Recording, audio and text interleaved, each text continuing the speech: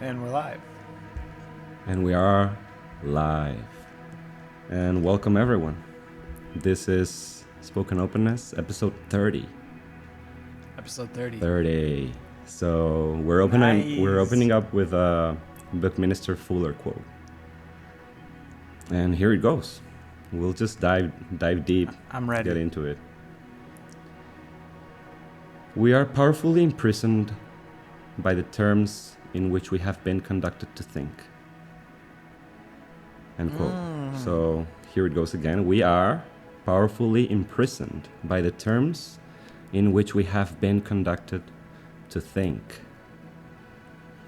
And I think this is highly correlated with what we were talking about last episode.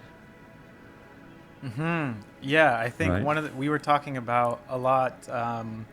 We were getting into language, and we were getting into using language and the limitations of language and the possibility of navigating through speech towards something hopefully that more accurately depicts something that we were playing around with, of like objective reality in some Yes. sense.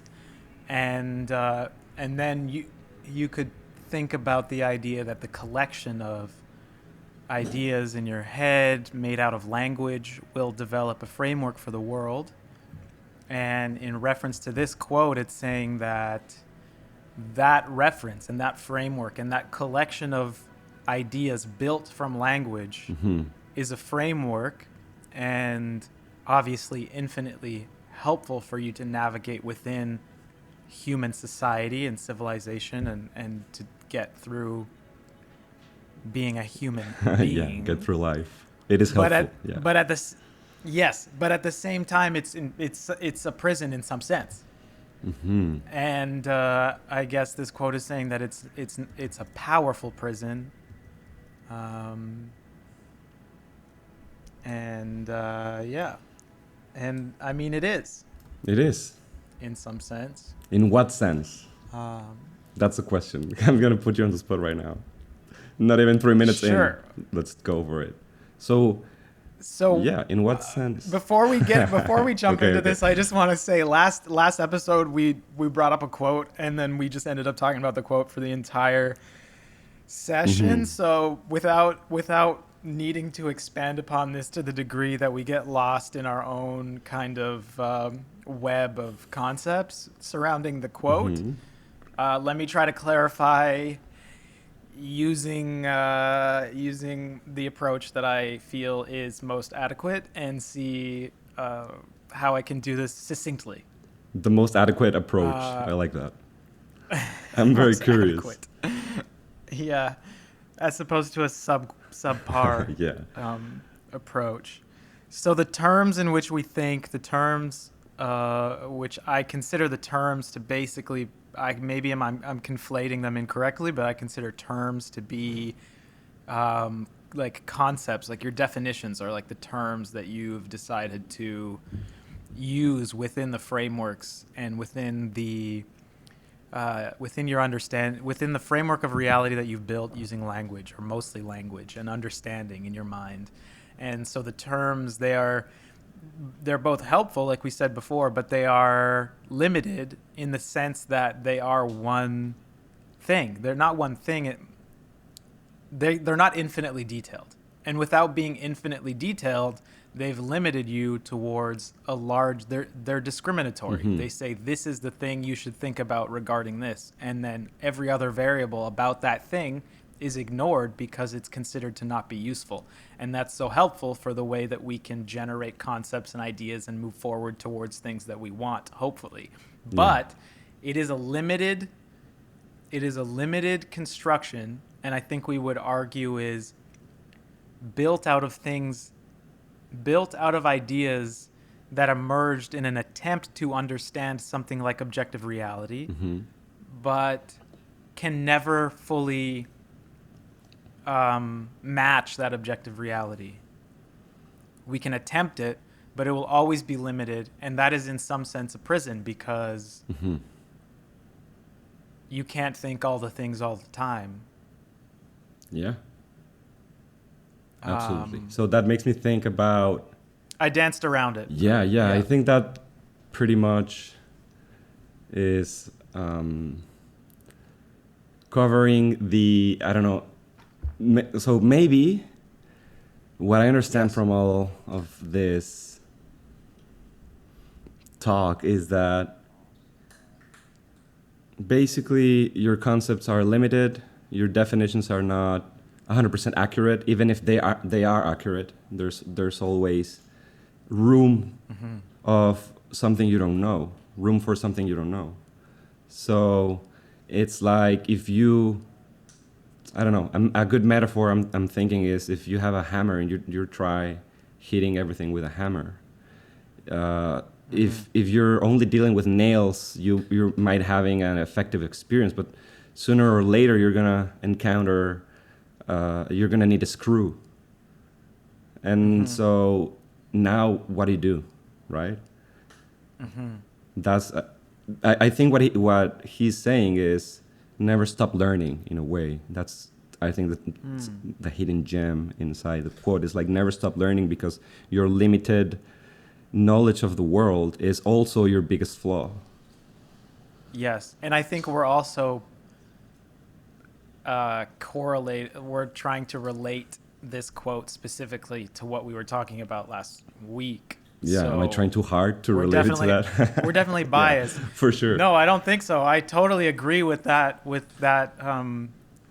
pulling that from the Mm. quote. I also think it's like a perspective thing too. It's like saying the the frame that we learn to understand reality is very constricting, um, because you get a sense of what is reality, and that's defined by what you learn it is, and what people tell you it is, and what history is, and what we are, and where we live, and how we got here, and um, and so there's no denying that these ideas and these perspectives shape a lot about how we see ourselves and how we see the world and how we navigate in it and what we think is important and it colors everything to some degree. So I think it's also saying that the perspective that we see is we also learn and is constricting based on how we're taught to Hmm. think. Totally. And kind of and like we were talking about earlier, I don't think necessarily that it's saying that it's all negative. I mean, it's unbelievably useful to have lots of people kind of on the same page about reality and everything. Otherwise, it would be almost impossible to interact and negotiate and participate, because everyone could be on their own ideological wing framework of completely different understanding of the world and reality and what people are and Hmm. how to interact. And so I guess we could go down the hole, and now I'm extrapolating too far on this, but I would just think that you could explore this quote with the idea that it's a necessary prison, and then trying to figure out how much of that prison is necessary, and how to avoid the unnecessary aspects of the prison. I agree. Totally. Yeah. And do you think that the more negative, I guess, pessimistic interpretation of the quote that I maybe could try to synthesize, but do you think it is valid to say that the word imprisonment is loaded with maybe some sort of idea that all of the knowledge, all of the collection of habits and stories and modes of being and behavior throughout time, that most of that has been designed, almost designed or almost put out there so that you behave a certain way. I'm trying to make the case for, I guess, a totally more negative or pessimistic reading of the quote, and especially the word imprisonment. Like, I don't want to get too crazy here, but I could totally see how someone being even just a little bit nihilistic or or a little bit lost in the world, maybe depressed, could kind of think that way. And I do see how that could connect to the quote. So I'm just asking, am I reading too much into it? Right? No, I think there's definitely something there. I think that without needing to make it like some designed thing that's been deployed across a population by some organized group, it's like an idea that everyone collectively has decided this is what we're doing. This is what we're doing now.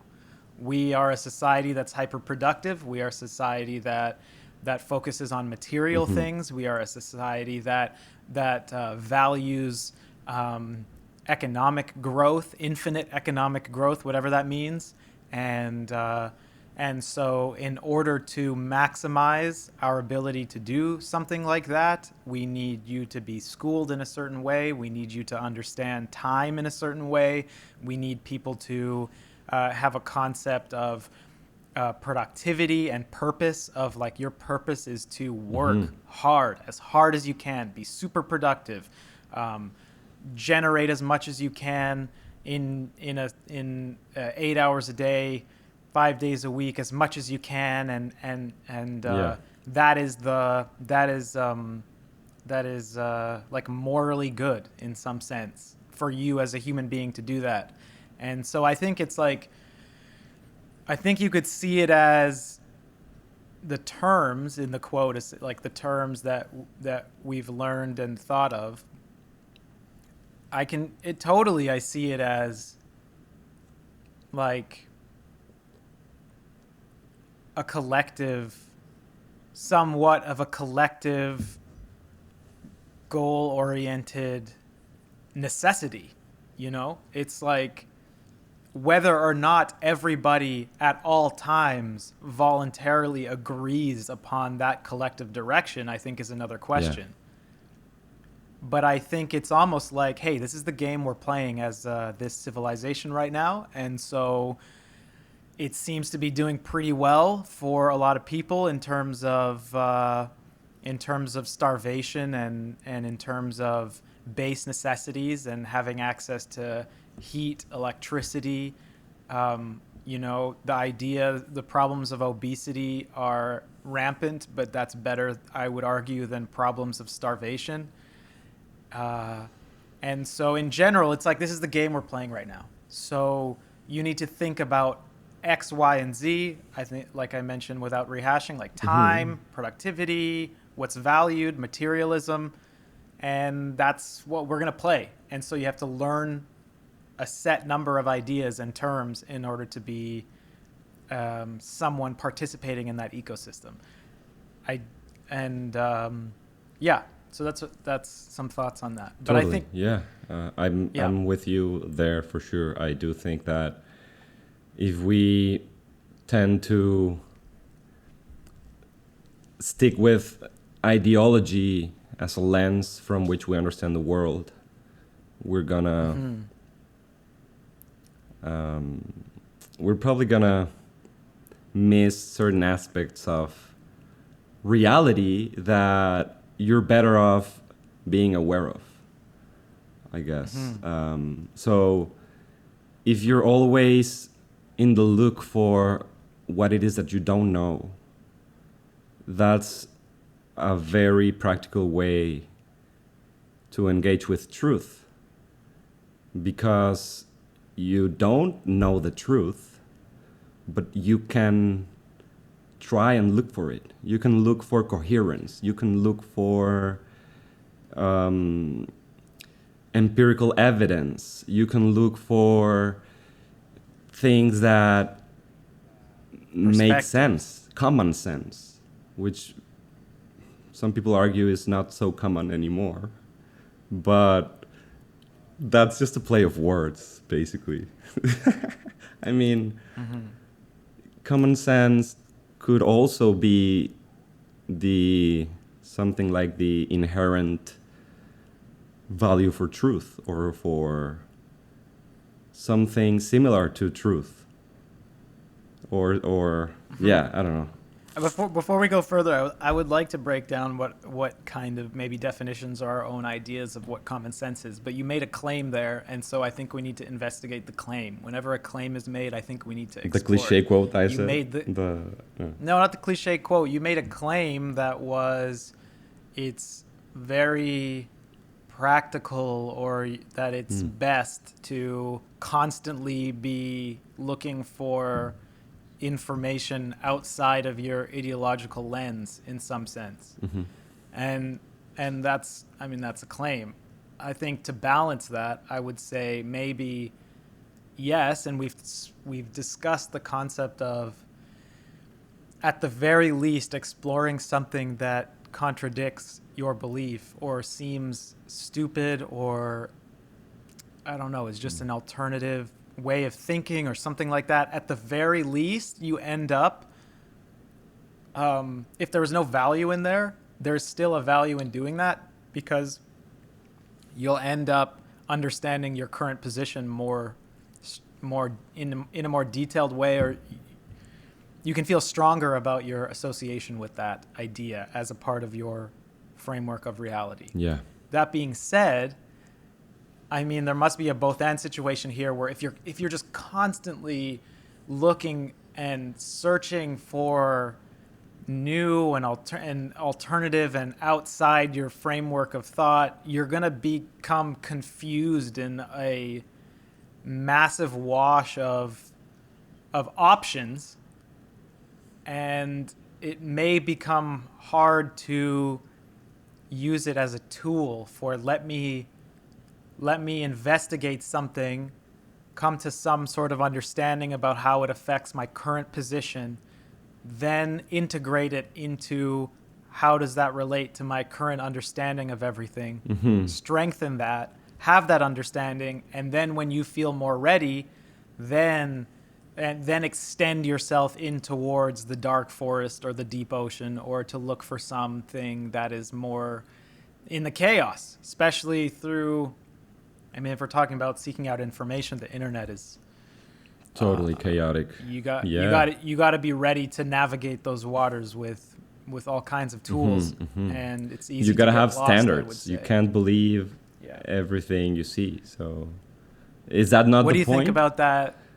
What do you think about the potential for overdoing, or what's the pitfall? I agree with the dangers. Because I totally agree with the dangers of looking for information, because there is a lot of false information, and you're only looking for information if you don't believe you have the whole story. There's going to be some curiosity, there's going to be a seed in there, which... Or you just value testing what you currently believe, which I think is partly what we discussed. How is... Okay, so... There's a curiosity element. That's one. I guess. And then there's a using as a tool to understand your current positions, and to... it's almost like a sesh. It's like, hey, I have this framework. Let me do a sesh by seeing how I can test it with anybody else's viewpoint. Let me I totally feel like viewpoint. That's the same thing. Like, that same curiosity is what wants to know if you're correct or you're not correct. If you're not giving the other side its due. If you're not totally contemplating... In my mind, the curiosity angle is less associated with something you currently hold to be real, and it's more just like, I'm curious about what's out there. But it's not necessarily directed to to something you currently have built a framework for, and then are saying, let me investigate this one thing and see what I can throw at it. That's a very What directed, what I'm trying to specific say is action. that exercise of words, let me Sure. investigate or let me look into, that's Yes. curiosity. Yes. There's curiosity there. Yes. Okay. But then maybe I'm using the wrong language. There's one thing that's like, let me just check out everything out there for no reason other than I'm entertained and and I'm curious. Okay, so the way you're perceiving curiosity right now is like purely entertainment. Just let me see. Don't care. Yeah, I guess. I'm naming an approach and then I'm labeling it curiosity because I think it's more embodied by that. I'm not saying the other thing doesn't involve Yeah, curiosity. yeah, yeah. So we can label that second thing, but maybe you disagree with there being kind of two motivational factors. And I mean, there's obviously more than Yeah, two. yeah. People will seek out information for a billion Reasons. reasons. So my two thing is just arbitrary, and maybe that's associated with my own perspective when I am seeking out maybe something that's Got it. alternative So or we could say it's something two to different test types what's of out there. research, like loose and fun research, which is not really research. It's just, as you put it right now, it's just curiosity. Yeah. You're just looking, trying to Yeah. find something that's Yes. shocking, I guess, or even Not not yeah. necessarily shock factor, but I don't know. Well, here I'll say, and we've talked about this before, and we wanted to get into discussing how to approach these Yeah. topics. But I would say that there's a part of me, and I think I mean, I think anybody who's intellectually curious would enjoy this. But going down a rabbit hole of quote unquote, say, a conspiracy, which I guess is a label that is very loaded, and we'd have to figure out what that means. But Yeah. there's a part of me that I mean it's just fun. It's just fun. And the fun for me I've defined in this way. This is why it's fun for me. Because I enjoy the intellectual process of being carried down a seemingly logical if then sequence and seeing like, okay, if this is true, and then I have to go, is it true? And then usually it'll be, and also this is true, and I'll go, okay, is that also true? Then they'll say that means this, and they'll come to some conclusion about what those facts or maybe not facts, what those mean. And so to me, I find it really fun, and often I mean, it's like rational gym. It's like if you enjoy philosophy and you like arguments that are made with like if this is true and this is true and this is true, then this is Exactly. true. Yeah. And I think the fun part or the funny part is in the last step where usually there are aspects within alternative sources, whatever you want to say, where there are truths that I uncover where I go, this is crazy, or some kind of historical thing that you can verify that's whatever. And then, and you know, that doesn't mean I have to agree with the if this, then this, then this, then this, because usually the hilarious part is in the final step where it's like, these things are true Yeah. or probably true or maybe true. That means, and The that's where it conclusion gets it fun gets. and That's crazy. why I was talking Yeah. about standards. Like, what are your standards? You don't have to believe anything. You don't have to adopt someone else's conclusion. If you stay open to empirical facts, Yes. or shall we call evidence-based truth, Yeah. Or extrapolating in ways that it doesn't that aren't justified or but I do think there's no way you can step aside from the process of trying to incorporate everything you're encountering. As you're encountering it, as you're processing it, you're trying to put it in your own framework, in your own worldview. You're trying to see if it matches.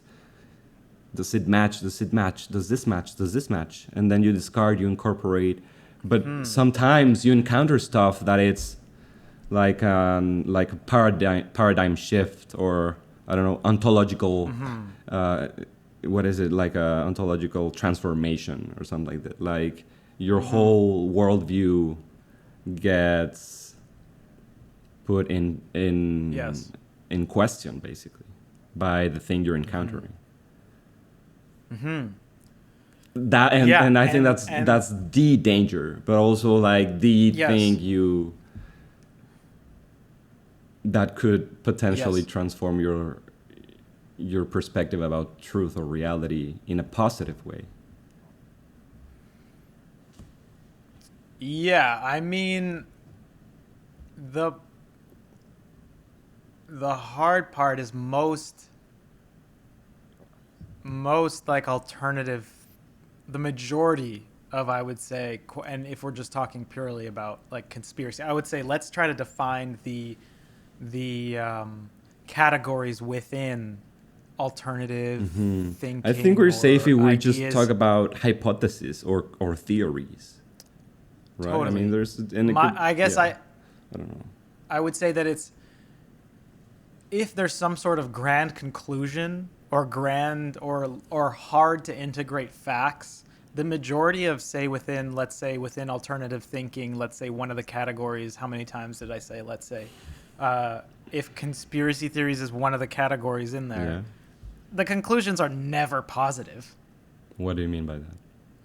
They're almost always searching for a nefarious angle on past, present, or future, or about reality. It's almost, the world is much more horrible than you think, almost I guess always. because good news doesn't And really it's, make the news, and so like most theories that are out there and that are hyped, they have to do with basically crazy shit. yeah, crazy shit Yeah. theories. Yeah, I would say it's hard to integrate facts that turn things that are very stabilizing in your perception about society, history, your place in it. Yeah, for sure. It's definitely challenging. I would say I avoid that by just turning investigation into play and rational gym. Right. But But even if I you're talking think about there's history, also, like so many historical events with huge relevance, there are yeah, so many different interpretations of the event and facts about the events. They get they get disguised, and so you might encounter a fact that is disguised, right? And you might believe yes. that as 100% fact, empirical evidence, Hmm. and it was somehow manipulated. And in terms of history, we'll never Yeah. know. In terms of history, we will never know unless you find enough information that seems to corroborate an alternative history or an alternative viewpoint on something. But um, let's a what's the larger frame of what we're talking about? Two, how how should one approach this kind of approach the idea of alternative thought? What are the categories within that? And why care? Why does it matter? Why give a shit about that? Yeah, I mean, I could say that if you engage in the lookout for alternative ideas or new ideas, for that matter, novelty, Yes. you're gonna encounter a lot of things that you're gonna wanna unsee. You're gonna wanna not have to deal with, Yep. and you're gonna have to increase your practice of discerning falsehood from truthfulness. Yep. I think the novelty aspect is very interesting,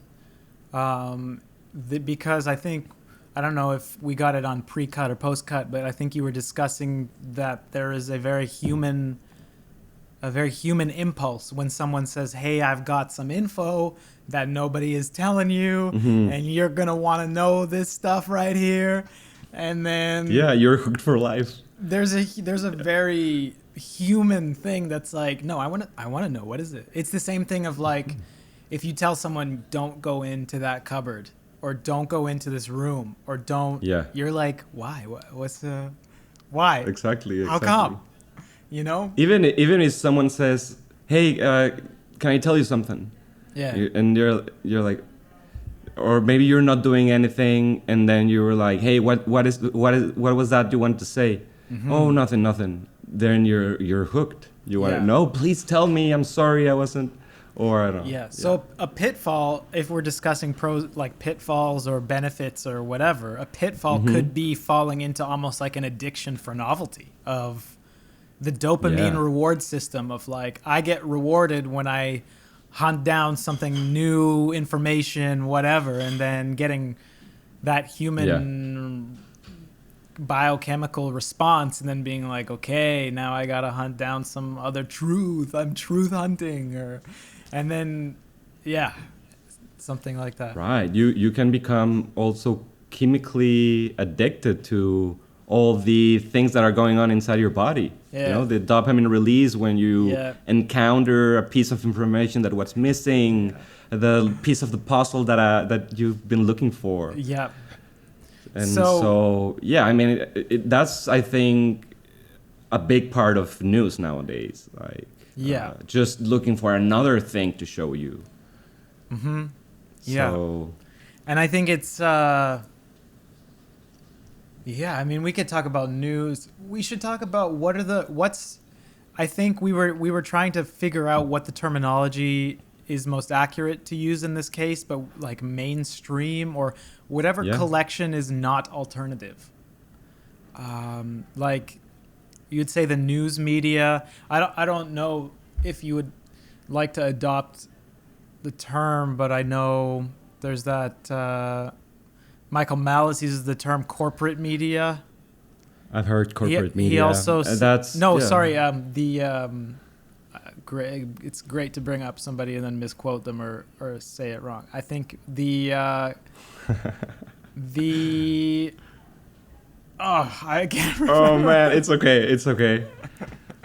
I mean, corporate media. I think It's not corporate media. No, okay, that's wrong. Something like the Okay, chamber. people, it is not corporate what's it media. called? Okay, I repeat, it is not corporate media.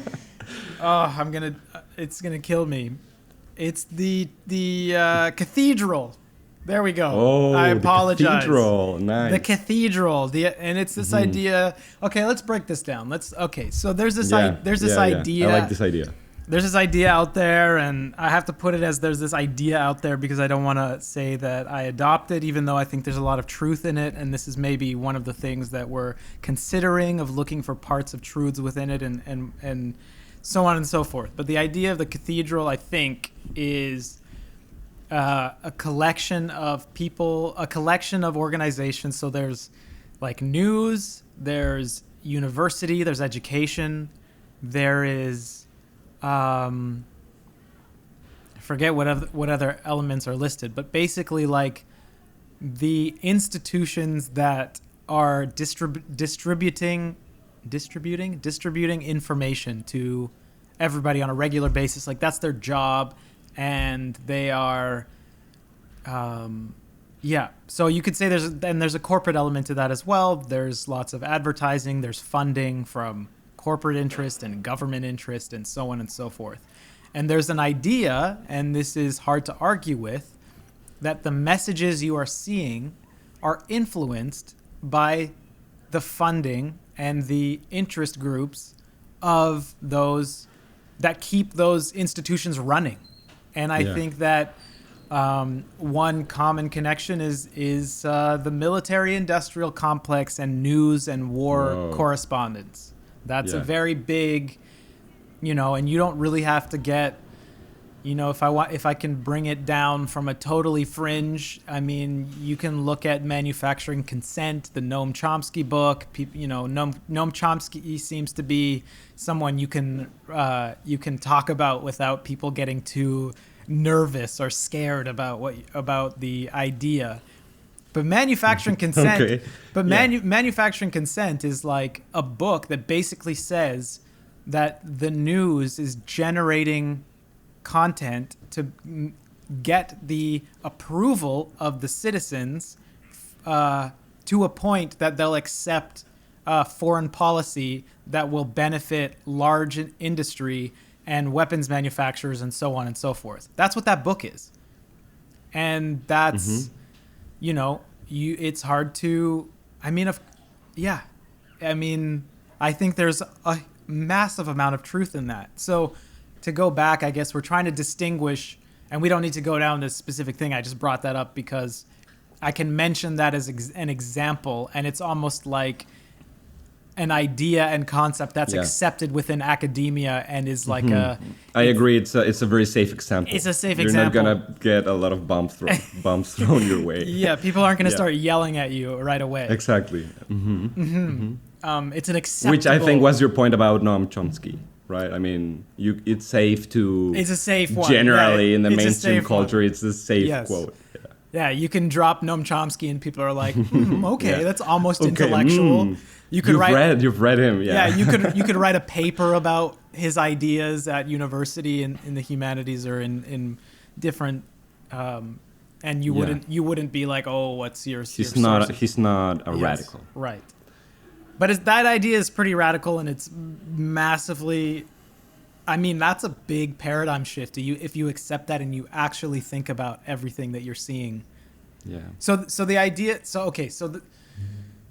So there's this idea of like mainstream, I guess, which is, would you say ideas that don't get a lot of pushback almost? Not pushback, but yeah. So there's a distinction, right, between what's mainstream or what's popular currently, commonly accepted narratives, and the cathedral as you just described that, right? I mean, that's. So the cathedral is trying to influence mainstream culture, or is the cathedral mainstream culture almost in the same category? I think there's a feedback loop, and I don't want to speak more. Like if people are interested, I think you can check out Malice. He's interesting. He's like an anarcho-capitalist, but he has interesting takes on things, and I think his idea of the cathedral is very interesting and nothing crazy. It's not like a wild, scary idea that people will yell at. And I do think what's behind all this are ideas around truth and yes, exactly, and freedom and So I guess. The mainstream, now, I suppose, is like just what's mainstream, like commonly accepted narratives, right? Because it's not just truth. And it's constantly changing, right? It's narratives about what truths should be thought about as well. I guess it's the democracy of ideas. Whatever the majority believes is what we should call mainstream. And because I mentioned Chomsky, I'll throw a quote out there, and it's probably going to be it's going to not be perfect. Okay. But it's something like, the news doesn't tell you what to think, but they tell you what to think about.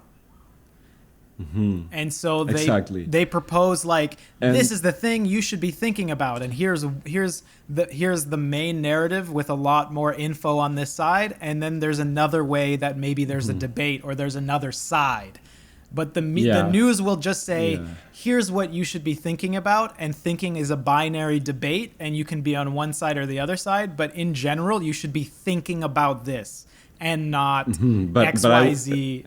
I do have to say that when that thing gets broken, when there's exceptions to that, then I think that's way more dangerous than when they tell you what to think. For example, what gets broken?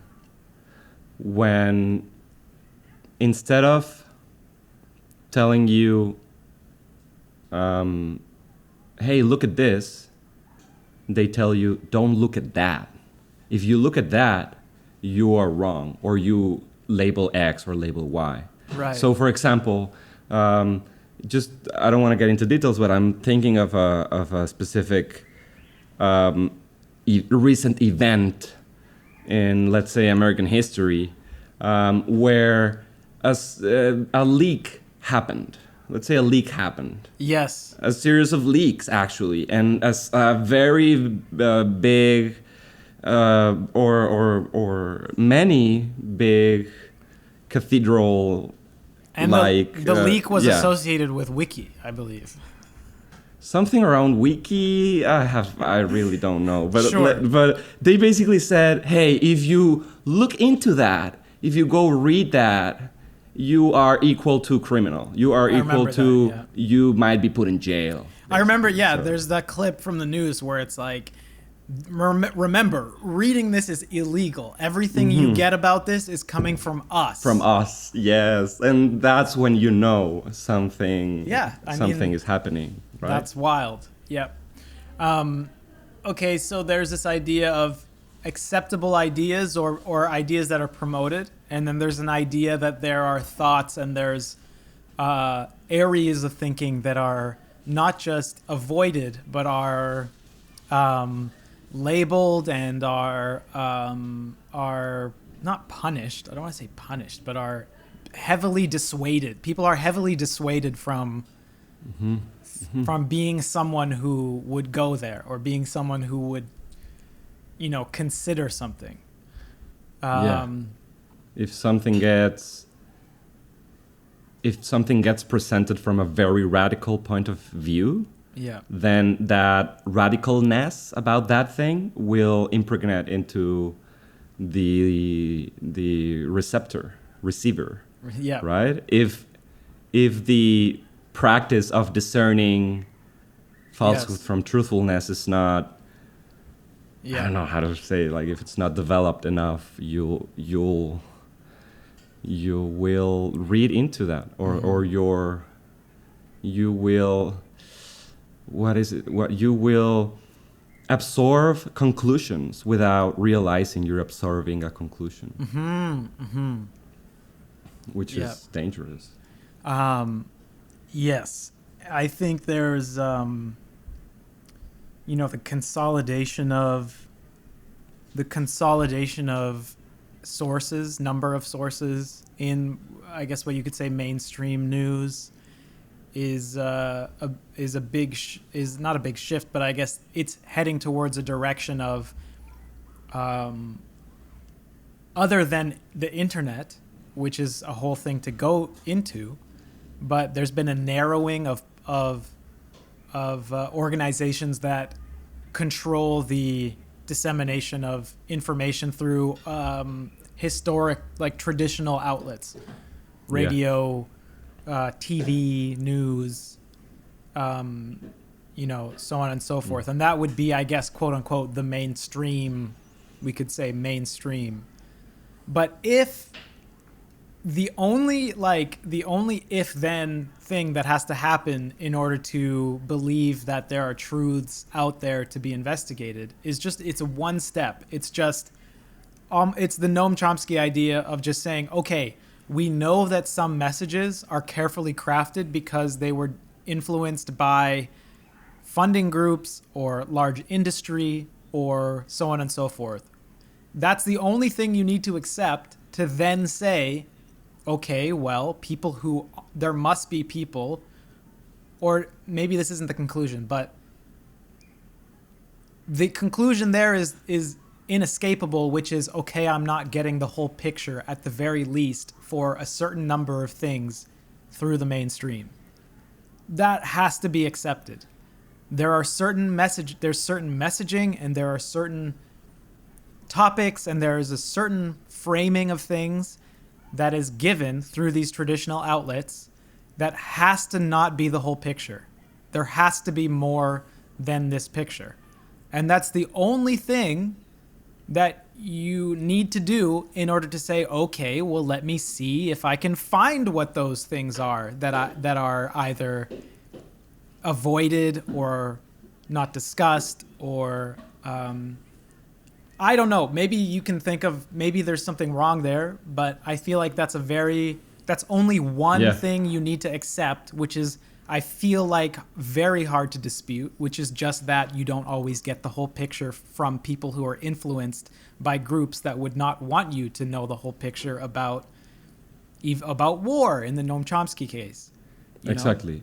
But I think we can replace the whole picture with just the truth. And these speech platforms, idea platforms, they should not edit. They should not control what's put out there and what's not. They should not have the authority to say this idea is beneficial and this idea is dangerous. At They, least yeah, not by the same people who are the ones generating the quote unquote mainstream content. In the very least, I would say. yeah, I agree. I agree. But it's still highly dangerous when you're talking about historical things that are going on currently, that certain things get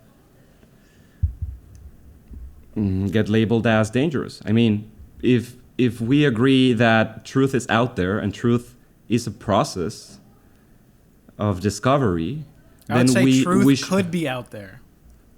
truth could be out there. I mean, that's what I think that's what is dangerous. If truth is not out there, then there's no reason to inquire and openly perceive all possibilities and all information as in the same category, which is I am the one who does the inquiry process. You should be presenting me with unfiltered data.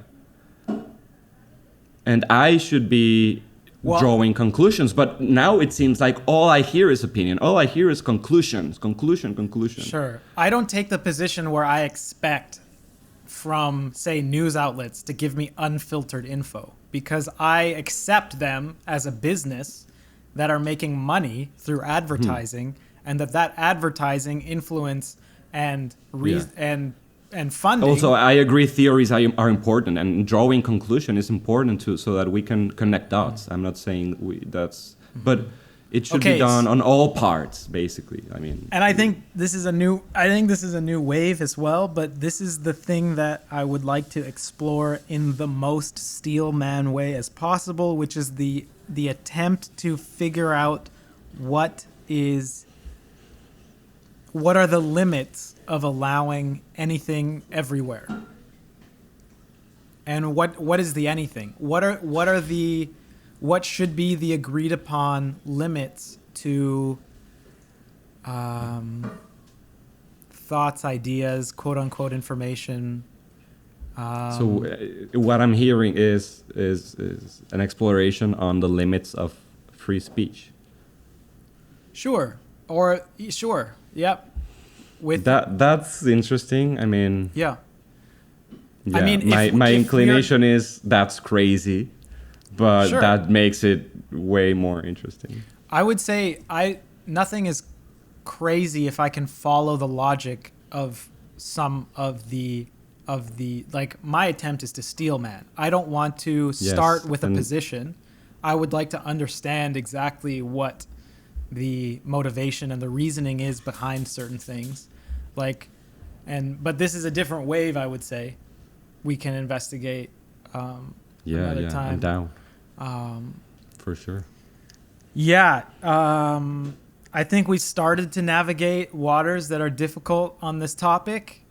I think it is very important to frame this subject in a proper way, and I think I feel good about how we're doing. Yeah, I feel like this coming up with proper framing is such valuable work. yes. I mean, it could be something that if we develop for ourselves, it's almost like a superpower. And if we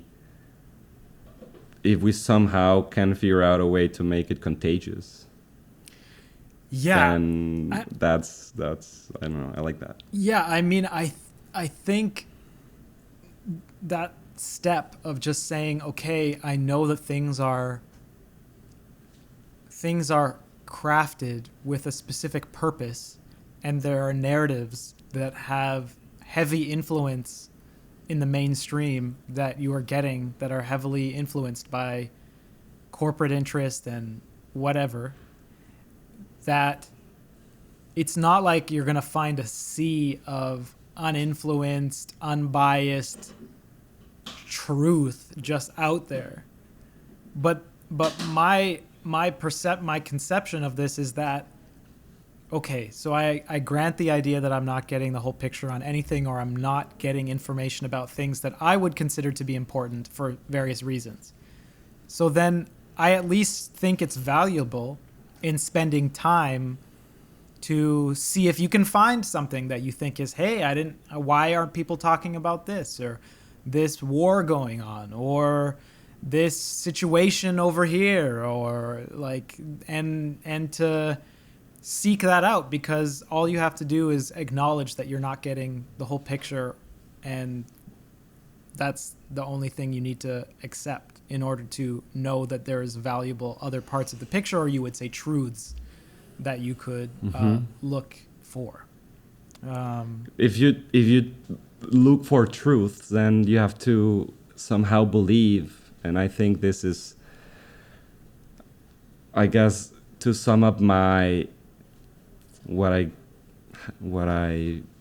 get from this convo is, I don't know if this is very rational at all, but I feel like... Already sounds like it will not be. I feel like there's a big role that something that I will dare to call faith plays in truth, in the idea of truth. So when I almost feel like you have to believe first, you have to believe that truth is out there, and so that you begin the process of inquiry. If you're, I guess, stuck or not stuck, if you're in the mindset of truth is equally valid within every context, and or if truth is not out there, truth is in everyone's worldview, then I don't know, I guess what I'm saying is I can't argue against that. I can't argue against truth might be out there. We don't really know if truth exists. I feel like if it's kind of like you have to believe that truth is out there, like you believe in a project, like that, Sure. the usefulness of a big project or something like that. Yeah, I think the interesting thing, and this is the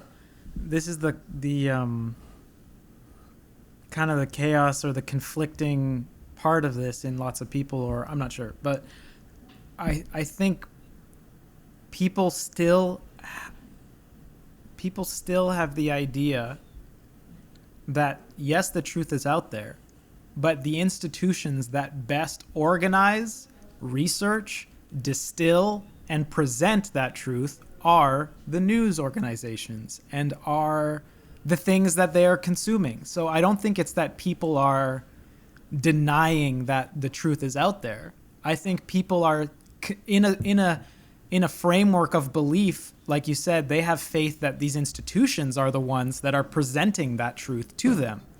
But at the same time, you can say, what about weapons of mass destruction? That whole Bush era, that's a very basic, obviously that was pushed for the purpose of getting consent from the public in the US in order to go to war.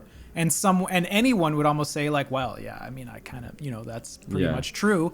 But at the same time, they'll say, but still the best place to get valuable truth and the truth that's out there is the mainstream news. Yeah. And that's true in some extent, but I guess if there's many reasons that people watch mainstream media or corporate news outlets, but I guess if I could quickly just have two categories. There's people that keep an open mind and watch many big news outlets, and there's people that put almost like a deity, the authoritative part of the institution, or so that they, in their value hierarchy that's above actual truth. Whatever this outlet says, Yes. it will be above actual truth. So that's basically a fake God. There's also the alternative. There's also people that say not only is there crafted narratives in the news and I don't trust it, but they go, everything is false and all the alternative stuff that I consume is the real truth. And then that gets put on a deity as well. People go, Right. that it's just as equal. I mean, the thing that I find Yeah.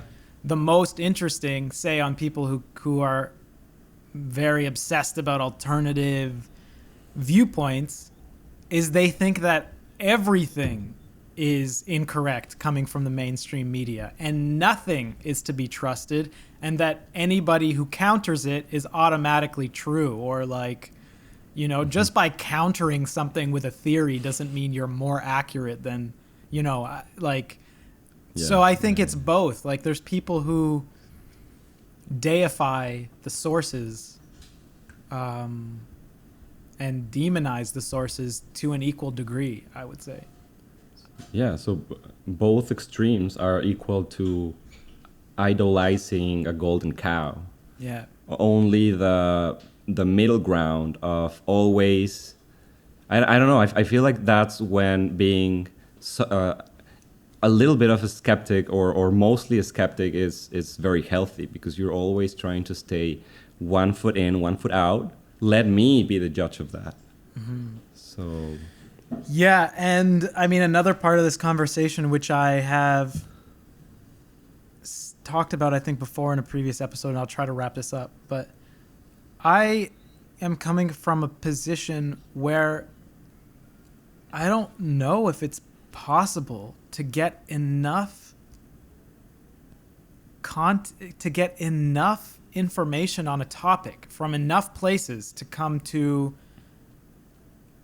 complete understanding of it. I just see the variables, I see the influences, the bias, and I just go, this is almost insurmountable. The amount of time, anytime I see a claim anywhere from any news source, I feel the exact same sense of the amount of work I would have to put in to see if I feel like this is accurate is just exhausting to me.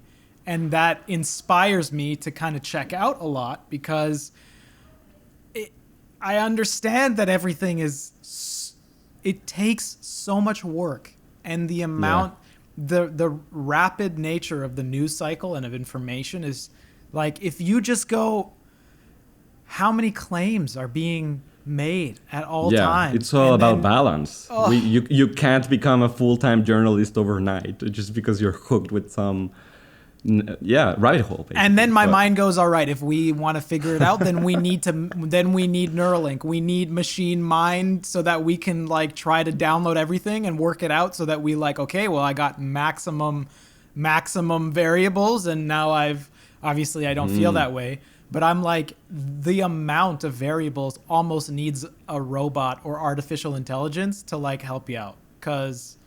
And I don't think that's the way it should go. But I'm like, the amount of data that has to be processed just to figure out what you think is on all these claims that are being made these days. We're so limited by how much data we can process. Good grief. In an hour. Yes, sir. Compared to computers, we're so slow in processing data. So that's a big point. Well, it's and also we have very dangerous. Yeah, and if you're going to approach everything with skepticism and test it on your rational mind and keep score about these outlets and what the like lies that have happened, things that have been printed that are false. Behind keep your score, research is good. Keep score about it's the amount of work is right. Is crazy. Because also you're gonna encounter things that you're probably gonna believe, or you're gonna be biased to believe, you're gonna want to believe, and some of them will not be true, and you're gonna be wrong, and that's okay, and you can change your mind later. Yeah. But I guess also a big point that we made is confusion is dangerous.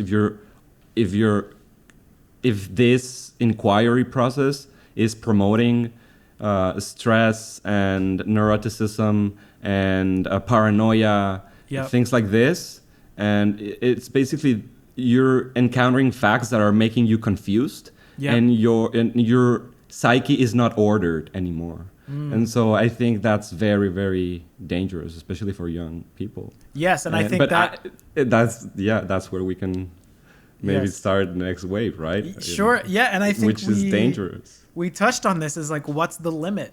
If we understand that seeking out alternative info and the benefit of strengthening your current ideas at the very least, what are some of the negative consequences? And I think that that's definitely true. Like putting yourself in a state of psychological chaos from just, you know, Cognitive dissonance, I think, is a term. cognitive dissonance. Yep. It's, Yeah. it's, you know, and that's being in a position to confront the most chaos possible without having it tear you apart. Like figuring out how you can explore the most without causing your psyche and psychology to go into disarray because of the chaos Yeah. of it. Also, why? Also, Why do you want to inquire or look for facts? Yeah. Because and what is are you not in a valuable? position to do it? Are you yeah. And what is a waste of time and why? Mm-hmm. Yep. Yeah. Good. Love it. There's a lot to do here. There's a lot to figure out here, and I think it's important stuff because, Same. yeah, it's a very big, and the censorship idea and like what should we, you know, like I think that's also a part of this. It is as for well. sure one of the biggest mysteries of our generation. Thank you, sir.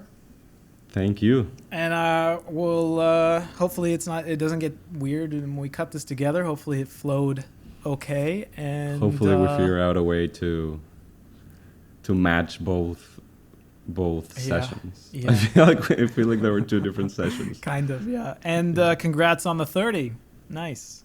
Congratulations, I'll see you man. see you on 31. All right, peace out. Peace.